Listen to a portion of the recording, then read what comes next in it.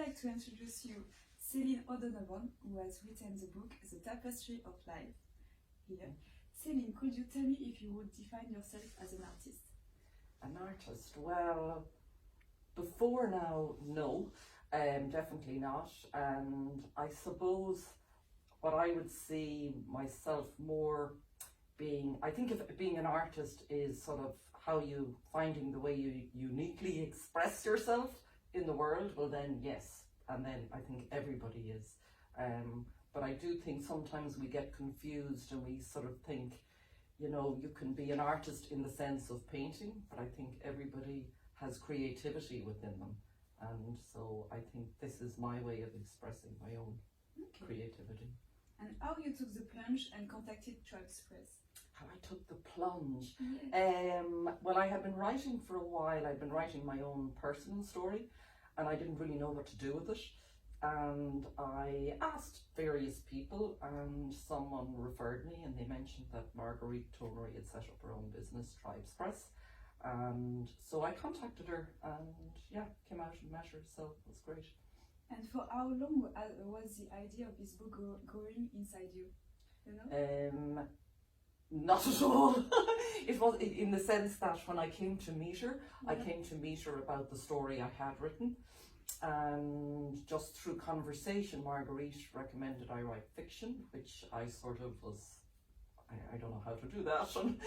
But so I just remembered that when I left the meeting, I felt very excited and it was like something had been unlocked in me.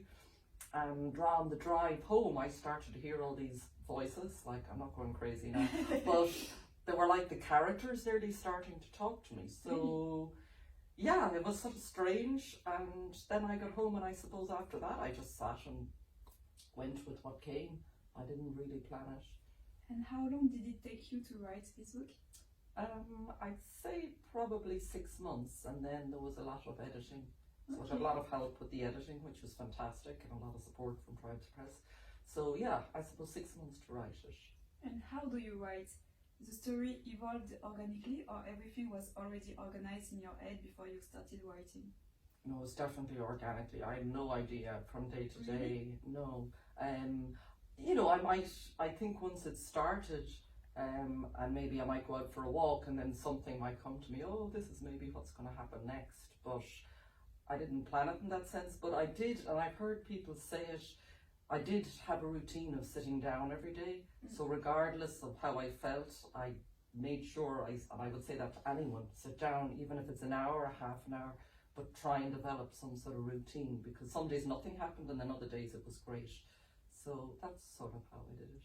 So tell me about your writing process. What was the most difficult thing you had to deal with in the writing process? Probably sort of self-doubt and doubting myself in it. I'd be partly through it and then I'd go, no, this is rubbish, this is awful. And I just sort of nearly crippled with self-doubt. I think what helped as well is towards the end of the process, I did a writing course with a man called Charlie Adley in Galway, and it was a fantastic course because it was all about the craft and the technique of writing. And he said something which I thought was really valuable to me. He said the writing process is not all about when you're sitting down writing. The first half of the writing process takes place before you ever pick up a pen or you sit at a laptop.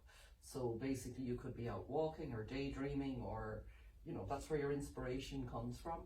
So I think that's what helped me then. I wasn't so, if I missed a day, I'd go, okay, maybe you need to take a walk, maybe you just need to take a break. So that helped. I want to ask you, where does your inspiration come from? I don't know. I think from somewhere, well, it's definitely outside of myself, I feel. I do think now looking back on what I've written, you bring a certain amount to yourself because you have to write what you know.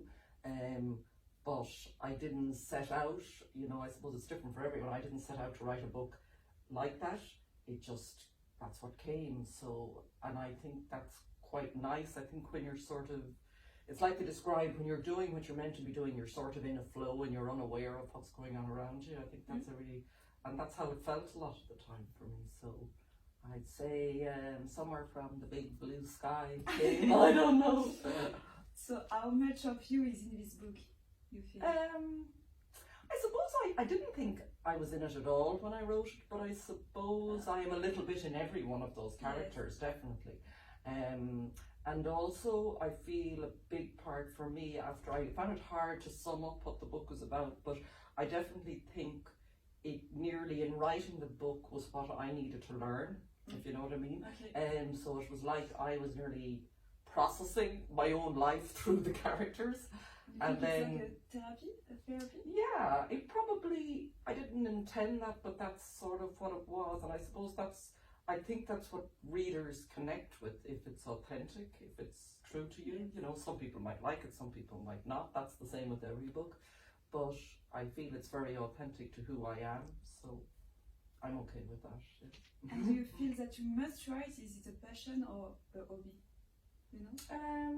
I'd never have thought of it as a passion before, but I do now. Now, I've met people and they have to sit down every day. I don't, but I suppose nearly every day I probably jot something. I might journal, I might do like morning pages, you know, where you just sit down and write.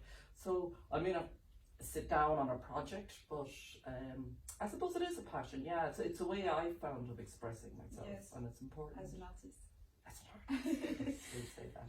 And when did you reach the point where there was no turning back and you knew you must write, you know? I suppose after the very first time I sat down was after a friend prompted me. I had breast cancer about 3 or 4 years ago, and it was a very difficult time, and I suppose my life was brought to a standstill, so that was a good thing in a way. And I talked a lot about what I learned from the experience, and she said to me, well, why wouldn't you sit down and maybe write some of that?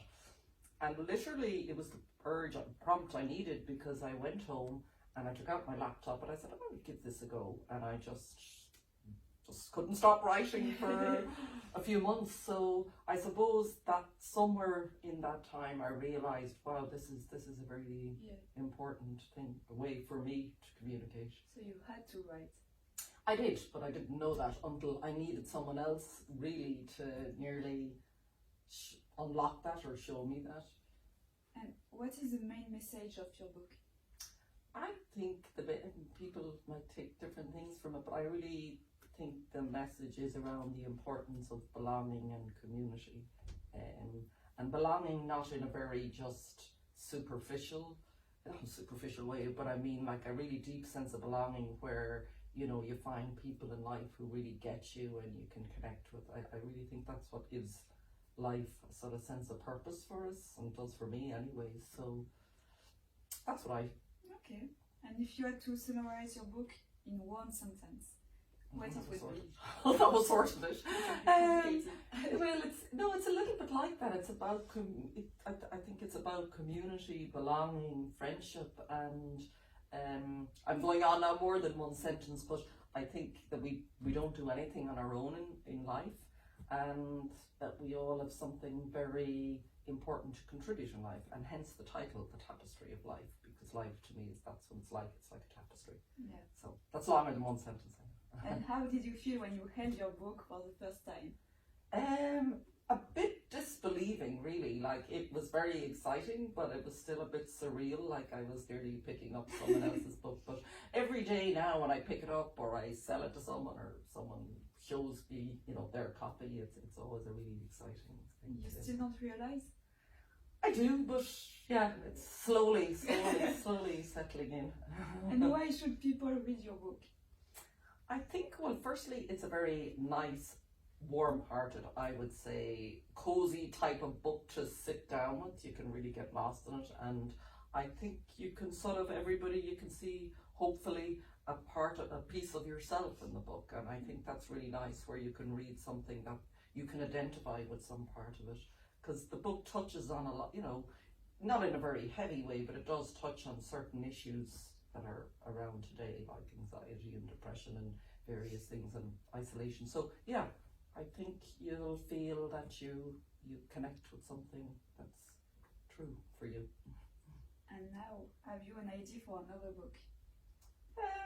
Maybe. I feel a little germ of an idea of maybe where it might go, but I'm not rushing it because I don't feel the urge to sit down and write. So when I do, But Yeah. the idea is going at yeah, I think I'm in the stage of before I'd sit down with the pen and just see what comes. So yeah, Interesting. hopefully, yes, we shall see.